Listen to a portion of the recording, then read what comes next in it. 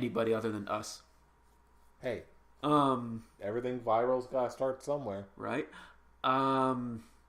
This was fun. Not the best Royal Rumble, but it definitely kept me intrigued. And I'm not gonna lie, I think the whole Titus tripping, sliding under the ring, I think that was meant to happen. I don't know. I'm looking at that. I watched that video so many times. He doesn't even trip on anything. He just falls. It doesn't look like a natural fall. It looks like a well-planned fall. And I seriously doubt he would selling the slide that much if it wasn't legit. Or if it wasn't planned. I know we were talking about this before we started taping tonight, but what was the deal with that sumo wrestler?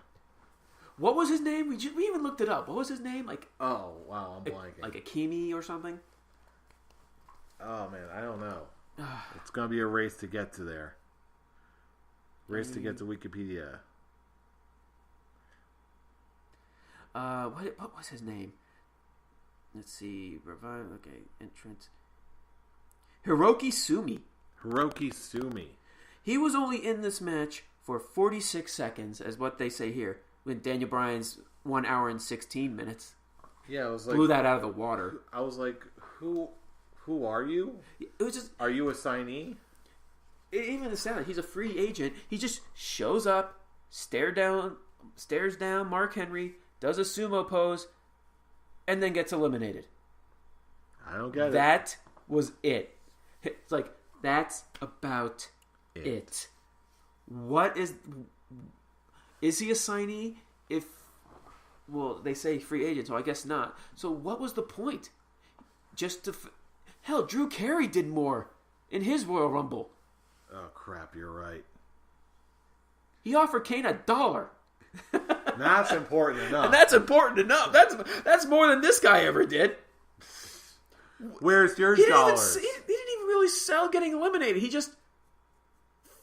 Bleh. There's no other way to do it. He says, oh yeah, I'm here, sumo. Bleh. I'm here, sumo. Man, I guess I had to throw in since Brian's not here. Me, sumo, go home. Did leave us... The only impact that guy left was an impact of confusion. Because we were just like... Did that happen? It most assuredly did. Was that real? But oh boy, yeah. Nothing really else to talk about with this match other than just how it ended, with the final three being Daniel Bryan, Big Cass, and Braun Strowman, and then ended up being Big Cass. And Braun Strowman messing with Big Cass's balls on the rope, which led to his elimination, which led to a Braun victory, which in turn led to a victory for me in the prediction show. Yes, so congratulations for getting the most predictions right out of all of us. Just shows you how I'm on my journey to getting that title back. Okay, but when it comes to Big Cass, because this is going to be a little response to how on his promo on SmackDown, and also leading here. When it comes to a Big Cass main event push, I like it.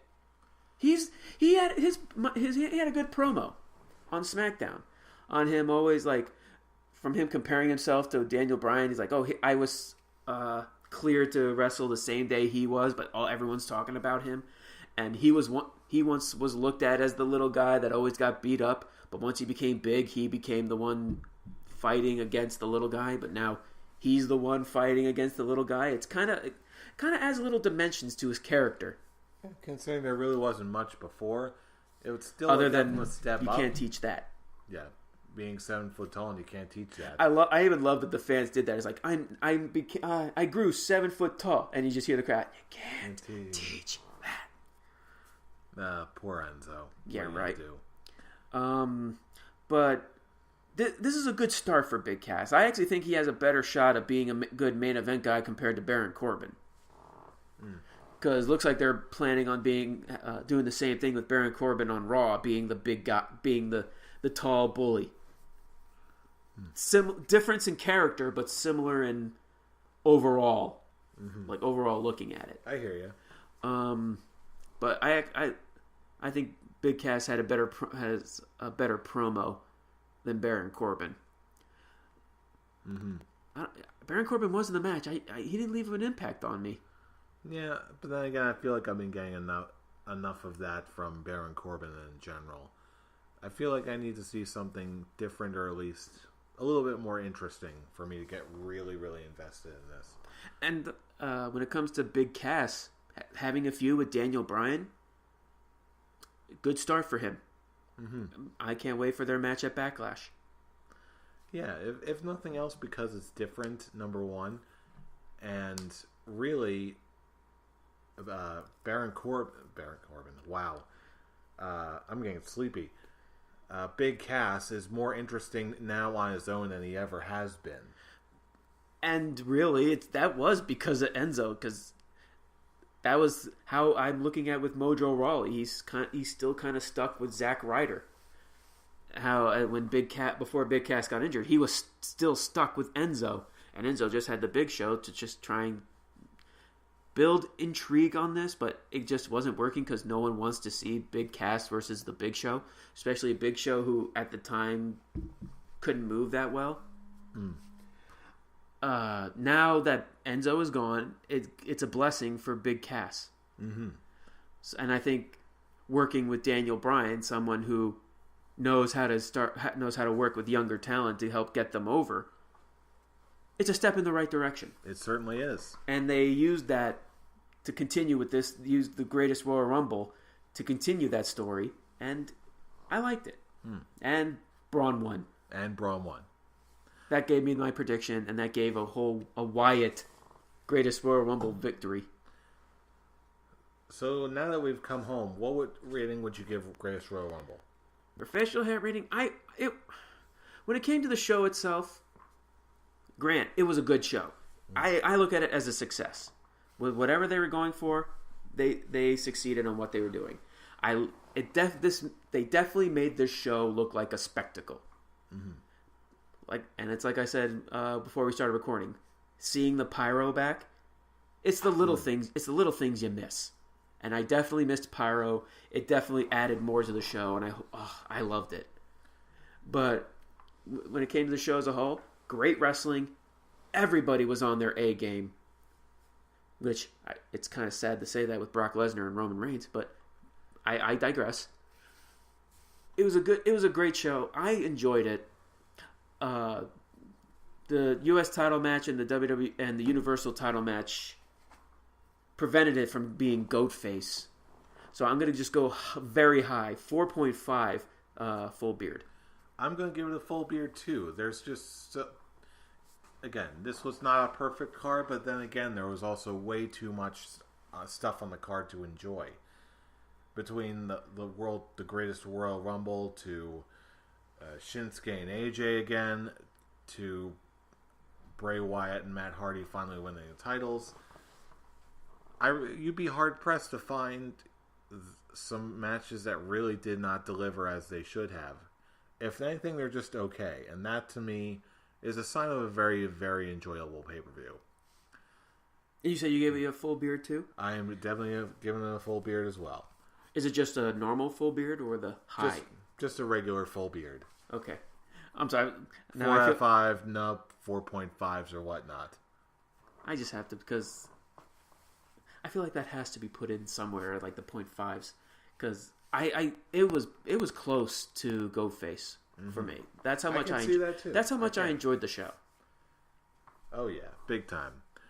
But anyway, once you've heard what we have to say, now we're tagging you in, our listening audience.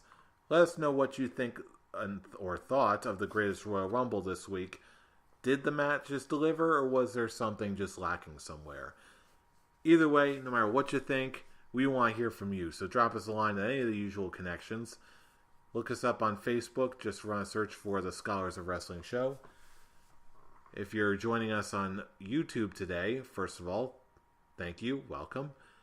And while you're here, why don't you give us a thumbs up, like, subscribe, all that good stuff. Or for a more up-close and personal experience, you can also follow us on our individual Twitter accounts. Starting with our main page at ScholarsOW for all the latest wrestling uploads and episode uploads and whatever else other fun stuff we come across. But then again, if you also want to join the wrestling conversation on Twitter, you can also check us out on our personal Twitter accounts. Fool, where can I reach you? You can reach me at the Avatar. Brian, our scholarly brother in arms, he can be reached at Atomic Beanpole. As well as for me, your current Scholars of Wrestling champion, you can check me out at I'm Robbie Rage. Join us all for the more fun. It's always a great time and always great live tweeting experience too. But anyway, that about does it for this week's episode of the Scholars of Wrestling show and the Greatest Royal Rumble. Any parting shots to the people at home? Thank you all for listening in, because you know who we are? We are the Scholars of Wrestling, and you have just been schooled. You're welcome. See you all next week, chums. This was a good Champions episode, champ. Yes, it was. It's a great Champions episode for champs. I've already established my feud with Brian on this show. This is a good start for our feud. It's a good shots thrown at each other, and a promise. I'm going to pull a Paul Heyman, a spoiler that I will get that title back soon. Sooner than you think. But when? Stick around next time and find out.